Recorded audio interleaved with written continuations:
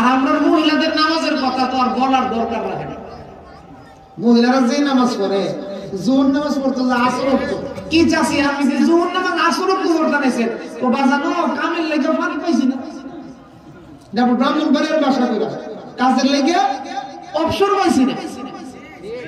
আসর তো জোহর নামাজ পড়তে গেছে, ঠিক আছে, নিয়ত করছে আল্লাহু আকবার, মহিলা নিয়তরা কইরে ওই দেখে দানের গুলাটার মধ্যে 8-10টা মুরগি লেগে গেছে। কথা কয় যখন দেখছে দানের মধ্যে মুরগি লেগে গেছে তখন নামাজ থেকে ওই দানের দিকে চা, সবটি মুরগি আমদানি,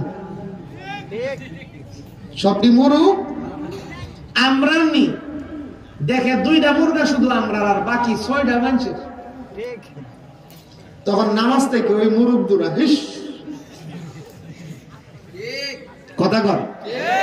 এই নামাজ দিয়া আমল দিয়া আমরা জান্নাতে যাওয়া বড় কঠিন হয়ে যায়।